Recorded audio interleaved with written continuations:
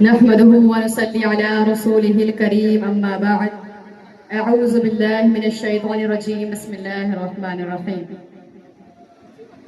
कलम की नोक पर इतिहास का रुख मोड़ देंगे, जो बंदिशें रोके रास्ता उन जंजीरों को तोड़ देंगे। कलम की नोक पर इतिहास का रुख मोड़ देंगे, जो बंदिशें रोके रास्ता उन जंजीरों को तोड़ देंगे। और हम वो छात्र हैं जो सिर्फ पन्ने नहीं पलटते, हम तो वक्त की स्याही से नया दौर लिख देंगे। मोहतरम प्रिंसिपल साहब, मेरे प्यारे टीचर्स और मेरे अजीम साथियों, अस्सलामु अलैकुम व रहमतुल्लाहि व बरकातुहू। This is Arisha Qadri from grade 10th and the student of Study IQ Coaching Center. आज 15 अगस्त के इस मुबारक दिन पर मैं यहाँ सिर्फ मुबारकबाद देने या रटे रटाए शब्द बोलने नहीं आई हूँ। आज मैं बात करने आई हूँ उस ताकत की जिससे दुनिया के बड़े से बड़े तख्त हिल जाते हैं। आज मैं बात करने आई हूँ शिक्षा और युवा शक्ति की। मेरे दोस्तों, जब जब इस देश की आत्मा पर संकट आया है, तब तब शिक्षा की मशाल लेकर इस देश का युवा ही सबसे आगे खड़ा हुआ है। याद कीजिए इतिहास के उन पन्नों को जब देश में अज्ञानता का अंधेरा था।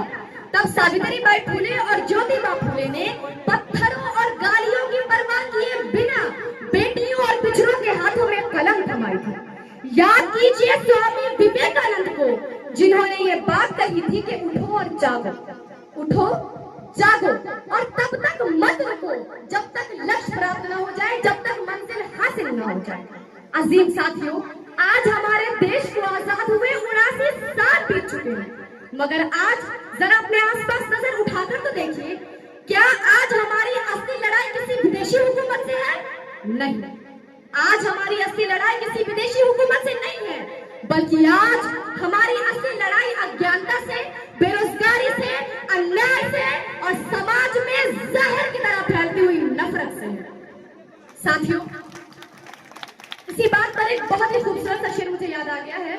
वो शेर है कि सुलगती हुई नफरत को मोहब्बत से बुझाएंगे, सुलगती हुई नफरत को मोहब्बत से बुझाएंगे, और हम तो वो है जो अंधेरों में भी इनकलाब लाएंगे।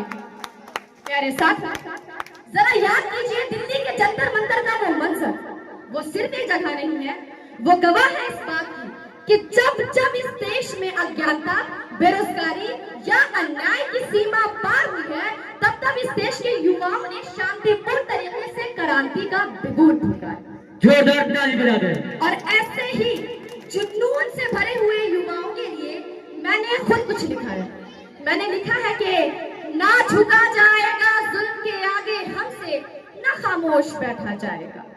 ना झुका जाएगा जुल्म के आगे हमसे, न खामोश बैठा जाएगा। और जब जब हक पर आंच आएगी, सड़क पर उतर कर बोला जाएगा। अजीम साथियों, missile man doctor APJ Abdul Kalam ने जिस विजन वाले भारत का सपना देखा था, उसकी ताकत हमारी डिग्रियों की भीड़ में नहीं बल्कि हमारी सोच में। शिक्षा का असली मकसद सिर्फ एक नौकरी पा लेना नहीं होता। शिक्षा का असली मकसद तो है कि उस अज्ञानता और नफरत की दीवार को ढाना जो हमें आपस में बांटती है।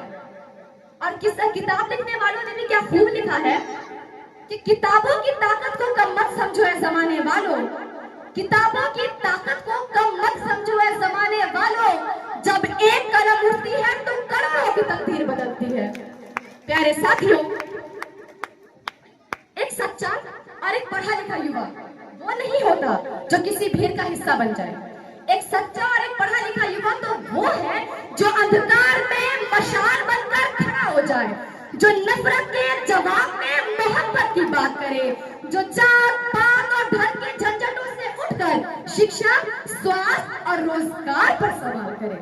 और इस बात पर मैं बस इतना ही कह सकती हूँ कि मजहब के नाम पर जो बांटते हैं इंसान को, मजहब के नाम पर जो बांटते हैं इंसान को, वो क्या समझेंगे इस तिरंगे की शान को?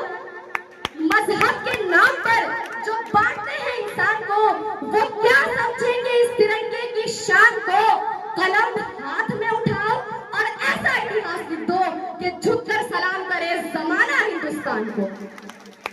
मेरे युवा साथियों, आइए आज के इस ऐतिहासिक दिन पर हम सब मिलकर ये संकल्प करें कि हम अपने शिक्षा का इस्तेमाल सिर्फ अपने मतलब या स्वार्थ के लिए नहीं, बल्कि इस देश से अज्ञानता और नफरत को खत्म करने के लिए भी करेंगे। तो आखिरी में मैं आप सभी की इजाजत से और एक छोटे से शायरी के साथ अपने इस स्पीच को यहीं पर खत्म करना चाहूंगी। वो आखिरी शेर है कि सुलगती हुई आग को